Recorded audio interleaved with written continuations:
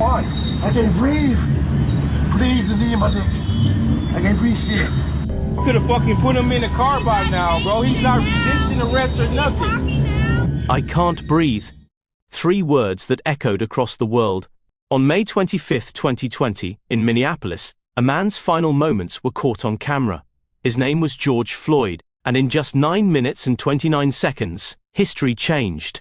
Protests in the streets, courtroom sketches drawn in silence, families grieving, and the endless sound of sirens cutting through the night. Tonight, we revisit those minutes, the aftermath that shook nations, and the truth about how the system still fails us. Minneapolis, the evening of May 25, 2020, outside Cup Foods, the night was ordinary, but within minutes, this street corner would become the center of the world's attention. George Floyd had been accused of using a counterfeit $20 bill, a minor offense, but the response that followed would turn an everyday interaction into tragedy. 2 officers approached Floyd's car. What began as a simple questioning quickly escalated. Struggling, pleading, confused, George Floyd was pulled from the vehicle. Within minutes, he was handcuffed, face down, pinned to the asphalt. And then, the knee. Officer Derek Chauvin pressed it against Floyd's neck. At first, bystanders thought it was restraint. Seconds later, they realized it was suffocation. 8 minutes became 9. Every second captured on a cell phone camera. Every second, his life slipping away, while the world watched in horror. George Floyd pleaded. Over 20 times he begged, "I can't breathe." His cries were met with silence and the crushing weight of a uniform. This wasn't just another arrest. It wasn't routine. It wasn't policing. It was a public execution in broad daylight. Before George Floyd was a headline, before his face appeared on murals across the world, he was just a man, a son, a brother, a father. His story began far from Minneapolis, in Houston, Texas. Floyd grew up in Houston's 3rd Ward, a tight-knit community marked by hardship, but bound together by resilience. Neighbors remember him as a gentle giant. Standing over 6 feet tall, he was impossible to miss. But what they recall most was his heart, the way he carried groceries for the elderly, the way he looked out for the kids on the block, the way he smiled, even when life gave him little to smile about. On the field, George Floyd dreamed big. As a high school football player, he towered over opponents, earning a scholarship and the admiration of his peers. For a time, football was his way out, the promise that maybe, just maybe, life could be bigger than the neighborhood lines drawn around him. But dreams are fragile. Opportunities are fleeting. Floyd's life, like so many others, was not free from struggle. Poverty shadowed him, addiction touched him, and like millions of Americans, he spent years searching for stability, for second chances, for a place where he could finally stand steady. Friends say he wanted better, for himself, and for his daughter, Gianna. He spoke of wanting to walk her down the aisle one day, to see her graduate, to be the father he always wished he could be. She was his hope, his anchor, his reason to keep fighting. But the world rarely hears those stories. The headlines never mention the long hours of work, the prayers whispered in private, the constant fight to stay afloat in a system that stacked the odds against him. To the men who pinned him down, he was just another suspect. But to his mother, to his daughter, to his friends back home, he was someone who mattered, someone who laughed, someone who stumbled and got back up again, someone who, like all of us, wanted a chance to live. He never imagined his name would become a movement. He never imagined the world would chant it in unison. And he never imagined that his very last breath would be witnessed by millions. In death, he became a symbol. But in life, he was human, ordinary, flawed, beloved. That truth is what makes his final moments unbearable. The video, it began as a single recording, one bystander, brave enough to hold up a cell phone and press record. Okay. Bro, you think that's okay? Check his pulse. Check his right. Child, check his pulse. Get back in the Check. The man ain't moved yet, bro. The man ain't moved yet, bro. Okay. Where?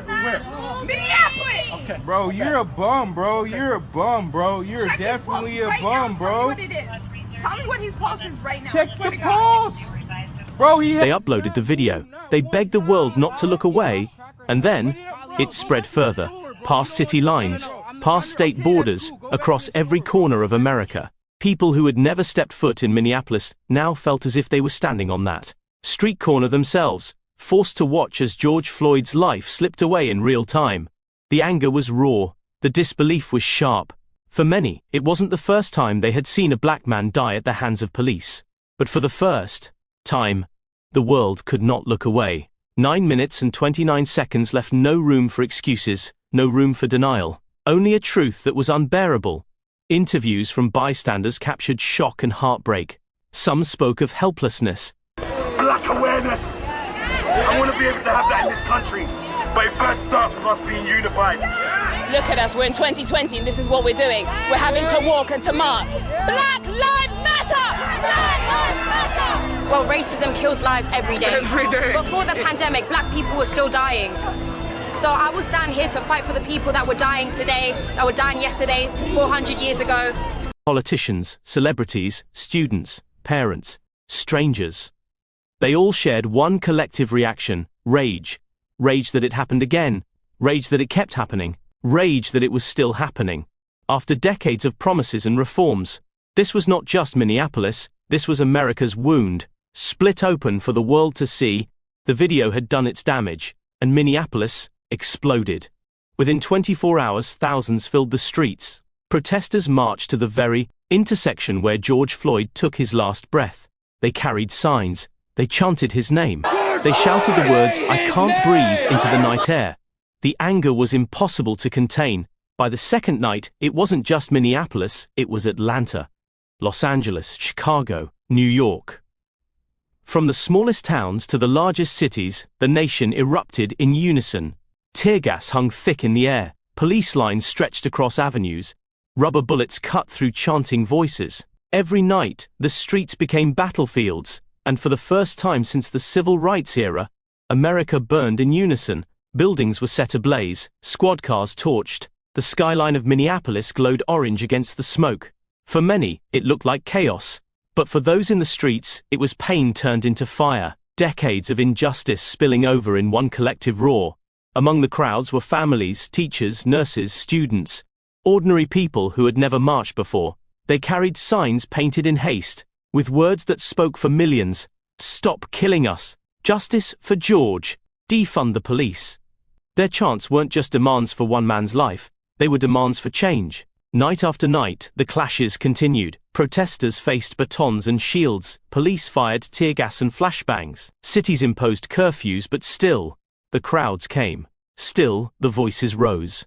The streets of America had become a living courtroom, and the people were the jury. Minneapolis was only the beginning. Soon, demonstrations stretched far beyond the United States. London, Paris, Berlin, Lagos, Sydney. From continent to continent, the world chanted George Floyd's name. What began on one corner street in Minnesota had become a global uprising. But while the world demanded justice, the system tried to stall.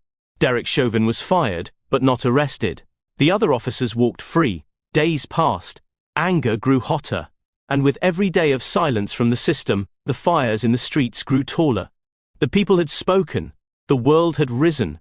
But America's justice system was already dragging its feet. And the question that haunted every protester was simple: would this be another name, another life, another case lost in the archives of injustice? Derek Chauvin, a 20-year veteran of the Minneapolis Police Department, now a defendant, handcuffed, booked, and charged with second-degree murder, third-degree murder, and manslaughter. For many, it was shocking to even see the arrest. Because in America, it was rare, unthinkably rare, to see a white officer on trial for killing a black man. History had taught the public to expect nothing. From Rodney King to Eric Garner, countless lives ended, countless cases closed with no accountability. But this time, there was video, 9 minutes and 29 seconds of undeniable evidence. And that evidence was about to face the system. The prosecution built their case brick by brick. They told the jury what the world had already seen: Derek Chauvin's knee, pressed into George Floyd's neck, long after his body went limp. Medical experts testified that Floyd died from asphyxia. Bystanders relived their trauma on the stand, their voices cracking as they described the helplessness of watching a man die in front of them. Okay, bro, you think that's okay? Check his pulse. Check his right. Child, check his pulse. Get back in the Check. The man ain't moved yet, bro. The man ain't moved yet, bro.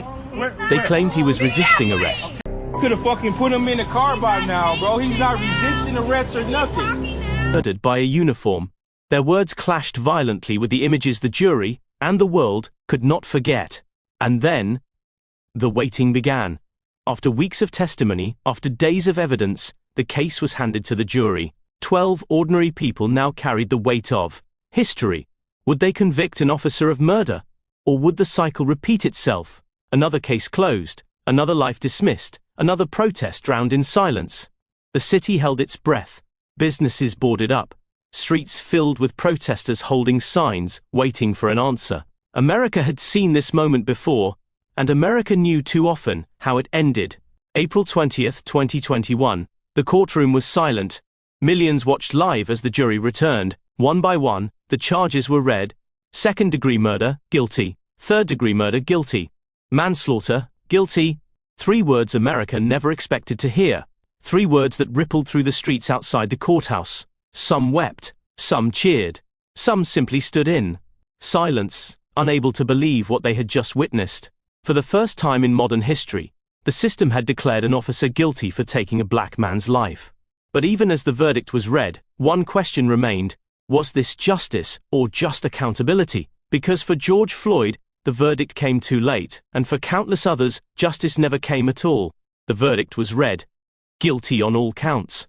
For many it was a moment of relief, for some, a moment of disbelief, for others, a moment to weep, not just for George Floyd, but for every life that never reached a courtroom, every family that never heard the word guilty. In the days that followed, lawmakers across America rushed to respond. Police reform bills were drafted, debated, promised. Some cities pledged to ban chokeholds, others promised new training, more oversight, more accountability.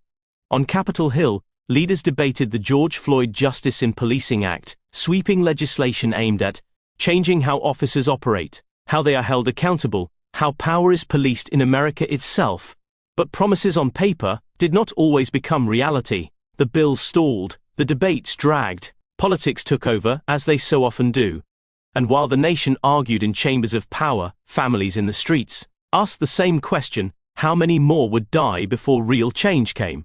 Outside the courtroom, another kind of justice emerged: murals, paintings, vigils. Across America and far beyond its borders, George Floyd's face appeared on walls, on banners, on city streets.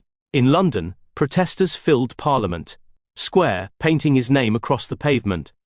In Paris, artists painted his portrait on the side of towering buildings. In Lagos, thousands marched under the hot sun, holding signs written in both English and Yoruba: "We are all George Floyd."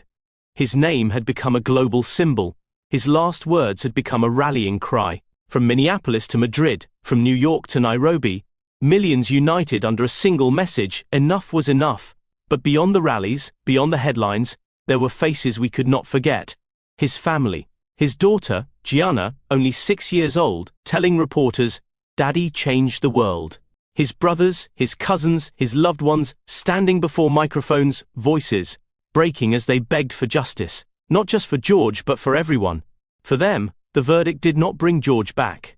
It did not erase the empty chair at family gatherings, the birthdays missed, the father who would never walk, his daughter down the aisle. It did not mend the wound. It only told the world what they already knew: that George Floyd had been wrongfully, brutally taken.